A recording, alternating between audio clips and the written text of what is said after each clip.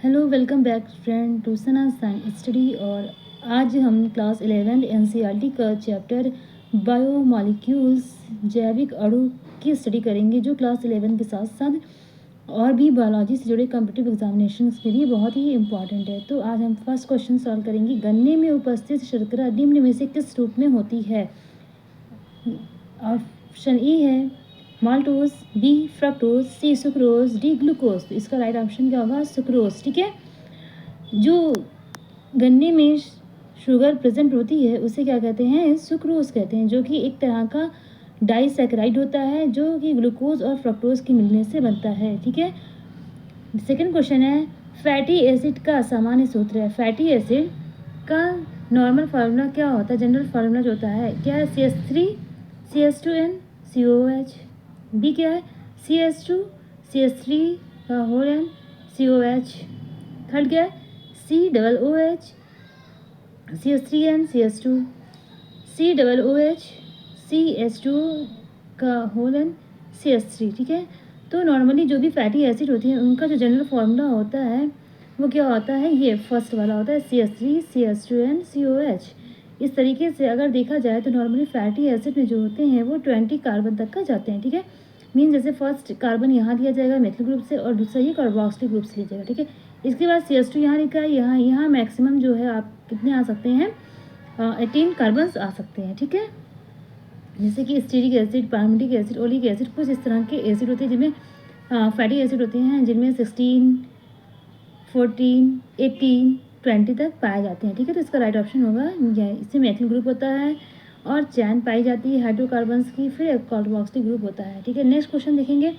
सबसे सरल amino acid होता है कौन सा है? ए एलेनिन, बी ल्यूसीन, सी वैलिन या डी ग्लाइसिन। तो इसका जो राइट ऑप्शन होगा वो क्या होगा? डी ग्लाइसिन, क्योंकि सबसे सिंपलेस्ट अमीनो एसिड इसको इसलिए कहते हैं क्योंकि अगर हम एक अमीनो एसिड का फॉर्मूला देखेंगे तो वहाँ क्या होता है? एक NH2 होगा ग्रुप कार्बन, नेक्स्ट क्या होता है? वहाँ कार्बन होता है अल्फा कार्बन, फिर यहाँ पे एक H होता है जो कि सभी तरह के अमीनो एसिड में पाया जाता है।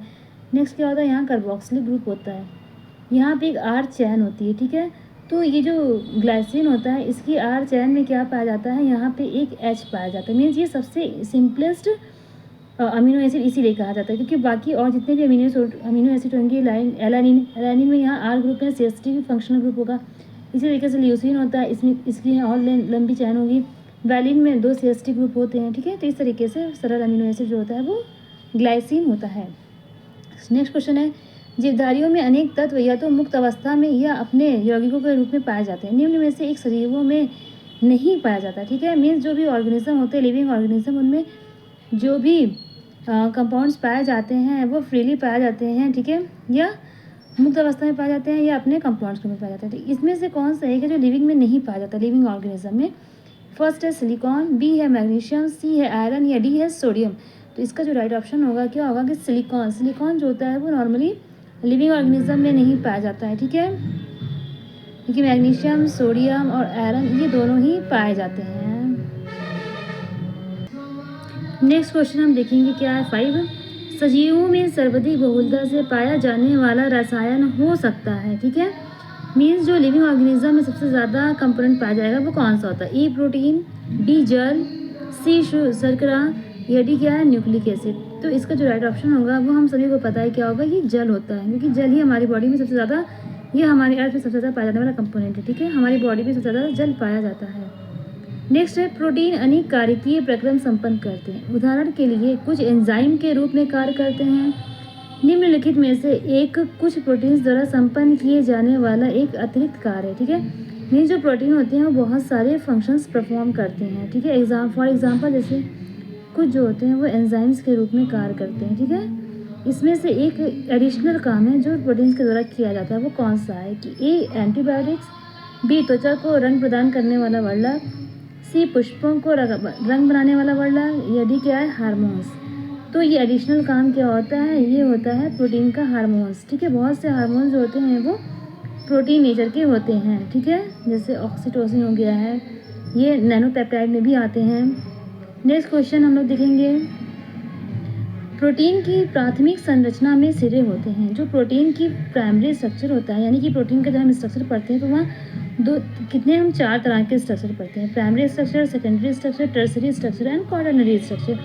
तो प्रोटीन की जो प्राथमिक संरचना होती है उसमें कितने सिरे होते हैं, 2, 1, 3 या 0। तो इसका जो राइट ऑप्शन होता है सिरे में 2 होते हैं। ठीक, कैसे, जैसे यहाँ पे अभी आपको दिखाया, देखिए ये एक N हो गया और एक ये C हो गया। ठीक है, अब जब भी इस अमीनो एसिड से एक दूसरा अमीनो एसिड जुड़ेगा, ठीक है, तो वाटर हाइड्रोलिसिस के थ्रू रिमूव हो जाएगा H2O, और ये Cu और ये जो एक और अमीनो एसिड यहाँ पे ऐड होगा उसके NH ग्रुप के बीच पेप्टाइड बॉन्ड का फॉर्मेशन होता है। ठीक है, इस तरीके से 3, 4, 5, 6 जितने भी अमीनो एसिड जुड़ते जाते हैं पॉलीपेप्टाइड चेन बनाने के बाद ये प्रोटीन का फॉर्मेशन कर देते हैं। तो मीन्स ये जो प्रोटीन सिंथेसिस होती है, ठीक है, वो क्या होगा, N टर्मिनल से C टर्मिनल, यहाँ जो फर्स्ट अमीनो एसिड होगा उसका फर्स्ट वाला ये N फ्री होगा और जो लास्ट अमीनो एसिड होता है उसका ये वाला ग्रुप फ्री होता है। तो इसीलिए कहते हैं प्रोटीन की जो सिंथेसिस होती है वो N टर्मिनल से C टर्मिनल की तरफ होती है। ठीक है, तो जब भी हम प्रोटीन का स्ट्रक्चर देखेंगे, इसकी प्राइमरी स्ट्रक्चर जो कि सिंपल अमीनो एसिड की बनी होती है, ठीक है, और उसमें पेप्टाइड बॉन्ड पाए जाते हैं, तो ये लास्ट में क्या होता है, एक N एंड होगा और एक C टर्मिनल होता है। ठीक है, इसीलिए यहाँ पे ऑप्शन जो हमारा होगा क्या होगा, वो 2 सही होगा।